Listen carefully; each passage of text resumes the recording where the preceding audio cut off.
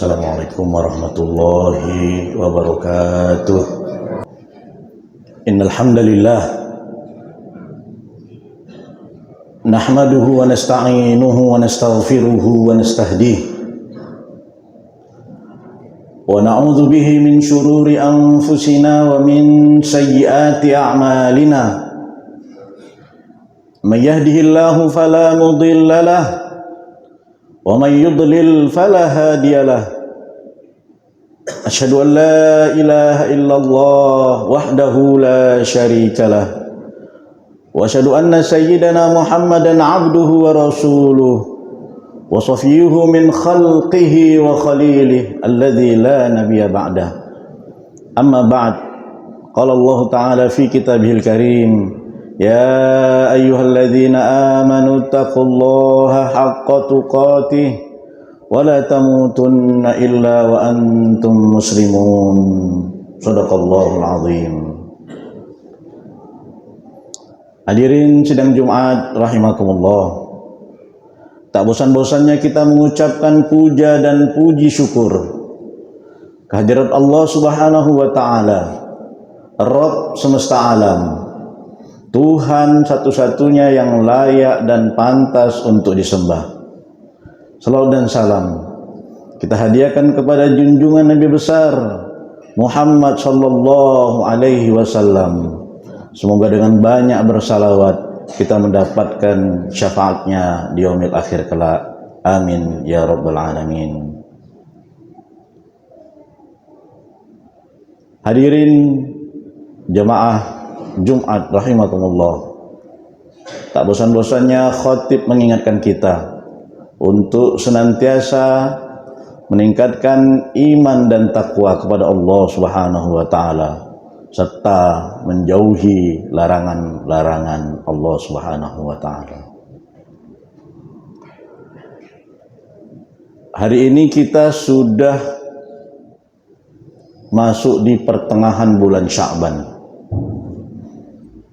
Dalam beberapa waktu yang akan datang, paling lama 2 minggu lagi, kita akan memasuki bulan Ramadan, bulan suci yang dinanti-nantikan oleh setiap muslim, karena begitu banyak fadilah dan keutamaan yang ada pada bulan Ramadan tersebut. Namun hadirin yang dirahmati Allah, rasanya kalau kita masuk di bulan Ramadan tanpa persiapan, maka kebanyakan Ramadan kita tidak memiliki arti yang bermanfaat. Orang puasa Ramadan tapi dia tidak tahu hal-hal yang membatalkan puasa bulan Ramadan, maka sia-sia puasanya.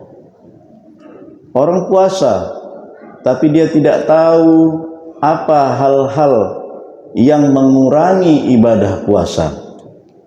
Orang puasa Ramadan tak tahu, dia hanya merasakan haus dan lapar, sementara pahala tidak diberikan kepada orang tersebut. Oleh sebab itu, dalam kesempatan kali ini izinkan khatib untuk menjelaskan kepada kita semua apa persiapan yang harus kita lakukan sebelum masuk bulan Ramadan. Khatib merangkum 4 hal yang harus kita persiapkan. Yang pertama adalah persiapan hati. Apa arti persiapan hati ini? Adalah kita harus mensucikan dan mensterilkan hati kita dari sifat haqd, sifat dengki, sifat iri, sifat benci sama orang lain, sehingga puasa kita menjadi puasa yang baik dan diterima oleh Allah Subhanahu wa taala. Oleh sebab itu ada tradisi di kita, tradisi punggahan, tradisi bermaaf-maafan, kirim WA untuk memintakan kemaafan dari saudara-saudara, handai tolan dan kerabat-kerabat atas kesalahan-kesalahan kita yang telah lalu sebelum masuk bulan Ramadan. Terkait dengan hati juga masuk ke dalamnya niat, karena niat adalah di dalam hati. Oleh sebab itu kita perbaharui niat kita sebelum masuk ke dalam bulan Ramadan. Jangan sampai puasa kita tidak diniatkan ikhlas untuk Allah Subhanahu wa ta'ala. Seandainya niat Ramadan kita tidak untuk Allah, maka sia-sia ibadah puasa yang kita lakukan. Bahkan sebaliknya kita mendapatkan azab dari Allah Subhanahu wa ta'ala. Karena syarat ibadah di dalam Islam itu ada dua. Yang pertama ikhlas. Ikhlas lillahi ta'ala. Niatnya hanya untuk Allah Subhanahu wa ta'ala. Oleh sebab itu ketika kita berniat untuk melakukan puasa, kita menyebutkan nawaitu soma ghadin an adai fardhi syahri ramadhana hadhihi sanati lillahi ta'ala, hanya untuk Allah semata. Itu yang pertama, niat ikhlas lillahi ta'ala, tidak untuk orang lain, tidak untuk pimpinan, tidak untuk mertua, tidak untuk kawan, kerabat dan lain sebagainya. Aku puasa ingin dilihat oleh pimpinan, aku puasa ingin dilihat oleh mertua dan seterusnya.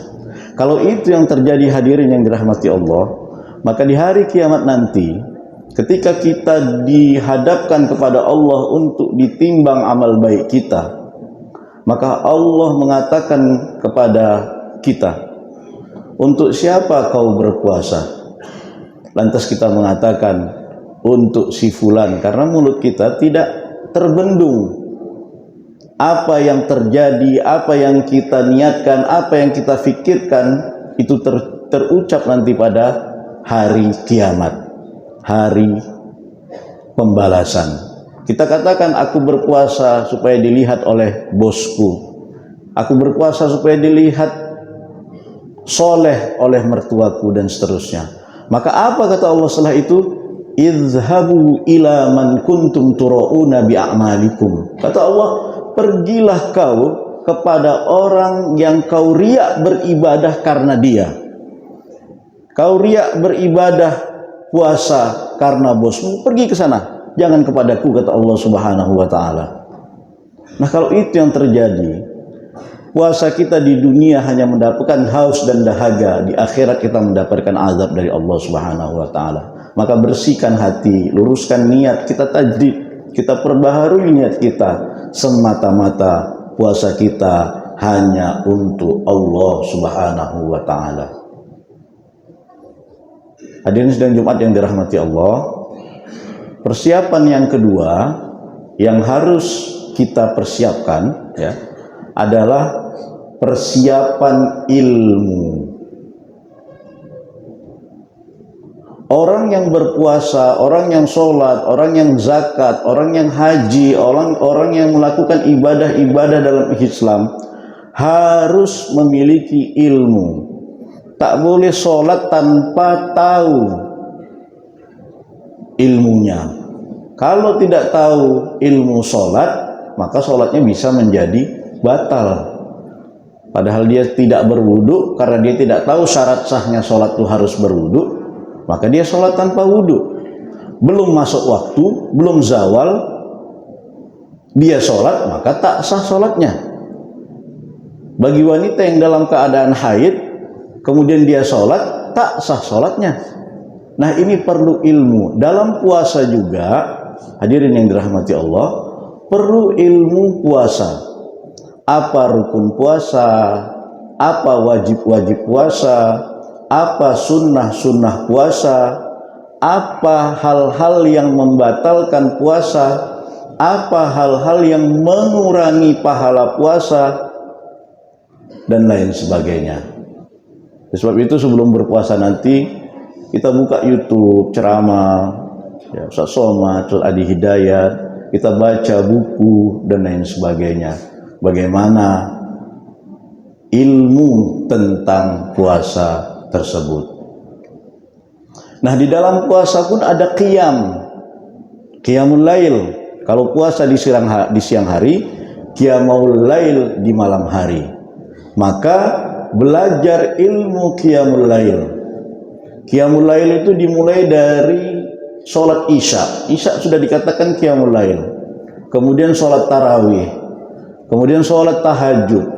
Kemudian witir dan sholat-sholat sunnah lainnya, mau sholat taubat, sholat tasbih dan lain sebagainya, ini termasuk dalam kategori qiyamul lail. Terkait khilaf antara ulama tentang jumlah rakaat sholat tarawih, itu tidak usah dipermasalahkan karena semua ulama memiliki dalil. Oleh sebab itu, yang penting bagi kita adalah melaksanakan sholat tarawih tanpa membicarakan atau mempermasalahkan jumlahnya. Masjid di sana 11, 8 tambah 3, masjid di sana 23, 20 tambah 3, masjid di sana dan lain sebagainya, melakukan sholat yang seperti itu. Yang penting kita melaksanakan sholat tarawih. Hadirin yang dirahmati Allah, hal yang ketiga, atau sebelum masuk yang ketiga, ilmu puasa. Di dalam puasa ada membaca Al-Quran. Nah, pelajari kembali cara membaca Al-Quran. Yang selama ini kita membaca Al-Quran belum baik dan benar. Kadang dia mat panjang tapi tidak dibaca panjang, kadang dia idgham tapi dibaca ghunna, dibaca idhar, ikhfa dibaca idgham dan lain sebagainya. Maka belajar ilmu membaca Al-Quran. Ada kitab yang gampang, kitab tajwid namanya, dalam bahasa Indonesia.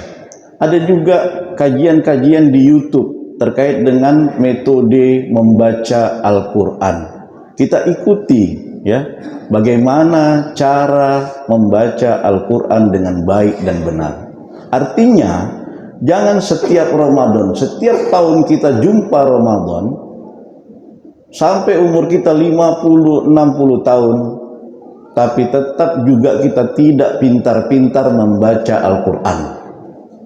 Tidak tambah-tambah hafalan Al-Qur'annya. Masih di qul huwallahu, qul a'udzu birabbil falaq, qul a'udzu birabbin nas, yang pendek-pendek. Ya. Padahal kita punya kesempatan untuk memperbaiki bacaan Al-Qur'an itu.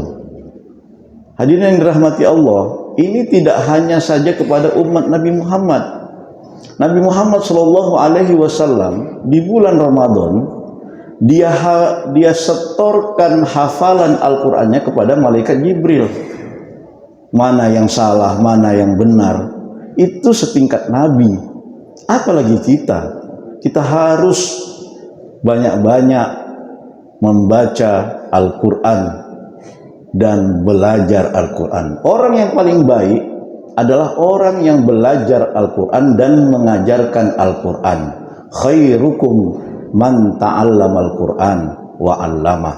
Sebaik-baik kalian adalah orang yang belajar Al-Qur'an dan mengamalkan Al-Qur'an. Hadirin sidang Jumat yang dirahmati Allah, dalam mempelajari Al-Qur'an tidak hanya kepada membacanya, tapi ada yang lebih penting daripada membacanya, yaitu mengimani isi Al-Quran. Mengimani bahwa semua isi Al-Quran itu dari Allah Subhanahu wa Ta'ala. bukan dari Nabi Muhammad SAW seperti yang disangkakan oleh kaum kafir Quraisy, bahwa Quran itu diciptakan oleh Nabi Muhammad SAW. Quran itu sumbernya dari Allah. Dan kita harus mengimani bahwa semua Al-Quran, semua isi Al-Quran tidak boleh dipilah-pilih. Saya mau mengambil ayat tentang sholat saja, saya mengambil ayat tentang puasa saja. Tapi ketika terkait dengan ayat riba, ayat muamalah dengan konsep Islam dan terhindar dari maghrib, maisir, ghoror, maka aku nggak mau ikut. Aku mau ikut cara mencari nafkah itu nggak seperti Al-Quran.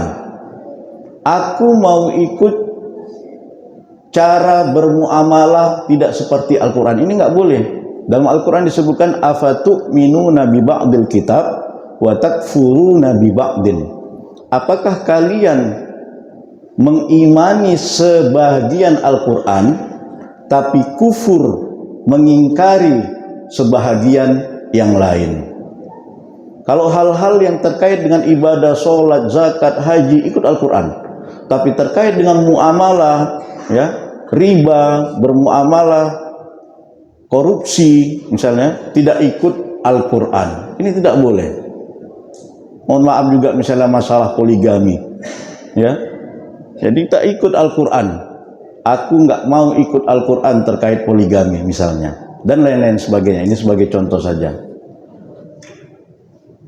Itu mengimani Al-Quran, bahwa semua dari Allah dan semua wajib diamalkan, tidak boleh dipilah-pilih. Yang kemudian, yang kedua adalah membaca.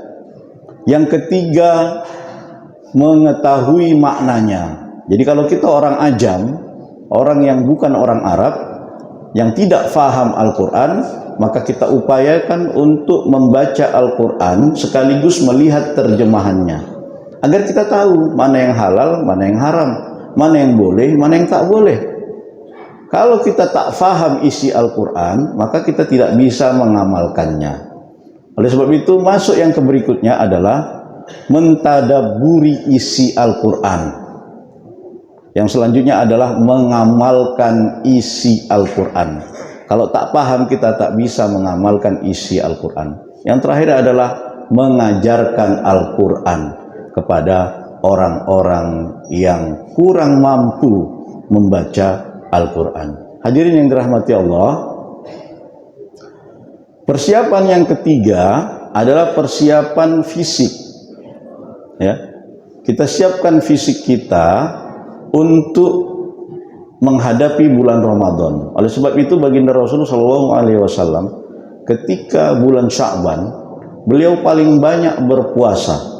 Dalam rangka apa? Dalam rangka untuk melatih fisik supaya di bulan Ramadan tidak kaget. Kita hindari yang namanya begadang tanpa sebab, karena itu akan berpengaruh nantinya terhadap fisik kita di bulan Ramadan. Oleh sebab itu jaga fisik, ya, supaya dalam menghadapi Ramadan kita fit dan kita sehat. Yang terakhir, persiapan harta. Perlu persiapan harta, sangat perlu. Walaupun tidak makan siang hari, hanya makan malam hari, iya perlu persiapan harta. Dalam rangka apa? Mohon maaf, banyak saudara-saudara kita, dan itu mereka meminta fatwa kepada komisi fatwa, ya, yang mereka tidak berpuasa di bulan Ramadan karena bekerja sebagai buruh bangunan, sebagai petani, sebagai tukang becak dan lain sebagainya. Kalau kita persiapan harta kita, maka bagi kawan-kawan saudara-saudara kita yang pekerja, katakanlah pekerja kasar, dia bisa pada bulan Ramadan itu tidak bekerja, tapi dia siapkan harta dia kumpulkan di 11 bulan itu sekian persen dari penghasilan dia untuk digunakan pada bulan Ramadan, sehingga di bulan Ramadan dia tidak perlu berbuka puasa. Dia bekerja sebagai buruh bangunan, kemudian dia capek dan dia berbuka puasa. Oleh sebab itu perlu persiapan harta. Mudah-mudahan Allah beri limpahan harta kepada kita, sehingga kita bisa menghadapi bulan Ramadan tanpa berpikir lagi, tanpa bekerja keras lagi untuk mendapatkan harta sebagai persiapan bulan Ramadan dan Hari Raya Idul Fitri. Apalagi pentingnya harta? Pentingnya harta untuk kita infakkan di bulan Ramadan. Orang yang menginfakkan hartanya di bulan Ramadan, maka Allah lipat gandakan tidak hanya 10 kali, tapi bisa sampai 700 kali. Dalam Al-Quran disebutkan, Mathalul ladzina yunfiquna amwalahum fi sabilillah kamathali habbatin ambatat sab'a sanabila fi kulli sumbulatin mi'atu habba. Perumpamaan orang yang menginfakkan hartanya di jalan Allah, maka seperti orang yang menanam satu benih, satu bibit, kemudian dari bibit itu tumbuh 7 tangkai, dan setiap tangkai berbuah 100 buah. Jadi 7 kali 100 sama dengan 700. Ini teks ayat. Belum lagi pelipat gandaan yang ada di bulan Ramadan. Al-hasanatu bi asyri amthaliha. Kebaikan itu dibalas 10 kali lipat. Coba kita bayangkan kalau 700 dikali 10, berapa yang kita dapatkan balasan dari Allah Subhanahu wa taala. Yang terakhir, uang, harta sebagai persiapan bulan Ramadan itu penting untuk memberi iftar, bukaan untuk orang yang berbuka puasa. Orang yang memberi bukaan kepada orang yang berpuasa, dia mendapatkan 2 pahala. Pahala dia berpuasa dan pahala memberi bukaan bagi orang yang berpuasa. Oleh sebab itu dianjurkan kepada kita di bulan Ramadan banyak-banyak bersedekah dan banyak-banyak memberi bukaan puasa kepada orang-orang yang berpuasa. Hadirin sidang Jumat yang dirahmati Allah, ini mungkin khutbah singkat pada siang hari ini. Mudah-mudahan bermanfaat untuk khatib dan kita semua. Barakallahu li wa lakum fil Qur'anil azim wa nafa'ani wa iyyakum bima fihi minal ayati wa dzikril hakim. Aqulu qawli hadza wa astaghfirullah li wa lakum wa lisairil muslimina wal muslimati min kulli dhanb fastaghfiruhu faya fawzal mustaghfirin wa ya najatat taibin.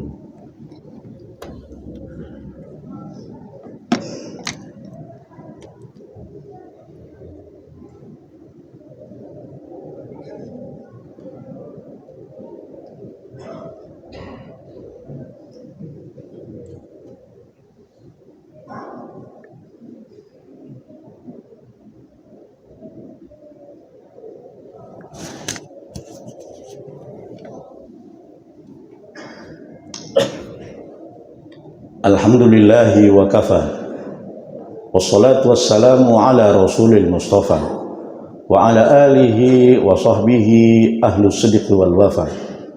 Qala Allah ta'ala fi kitabihil karim, ya ayyuhalladzina amanu taqullaha haqqa tuqatih wa la tamutunna illa wa antum muslimun. Ala wa sallu wa sallimu ala rasulikumul karim. Faqad bada Allah binafsihi wa thanna bimalaikatihi wa qala inna Allaha wa malaikatahu yusalluna 'alan nabi ya ayyuhalladzina amanu sallu 'alaihi wa sallimu taslima. Allahumma salli 'ala sayyidina Muhammad wa 'ala ali sayyidina Muhammad kama sallaita 'ala Ibrahim wa 'ala ali Ibrahim wa barik 'ala sayyidina Muhammad wa 'ala ali sayyidina Muhammad kama barakta 'ala Ibrahim wa 'ala ali Ibrahim fil 'alamin innaka Hamidum Majid.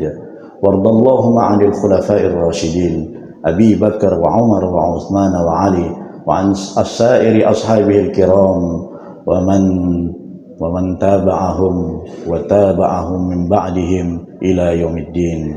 اللهم اغفر للمسلمين والمسلمات والمؤمنين والمؤمنات الأحياء منهم والأموات إنك أنت سميع قريب مجيب الدعوات ويا قاضي الحاجات.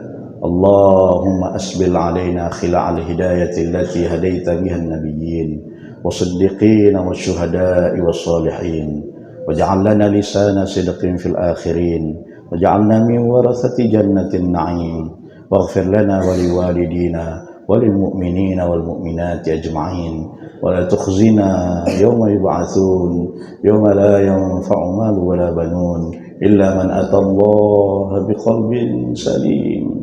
فتعالى الله الملك الحق لا إله إلا هو رب العرش العظيم. نسألك اللهم بأسمائك الحسنى وصفاتك العلى أن تغفر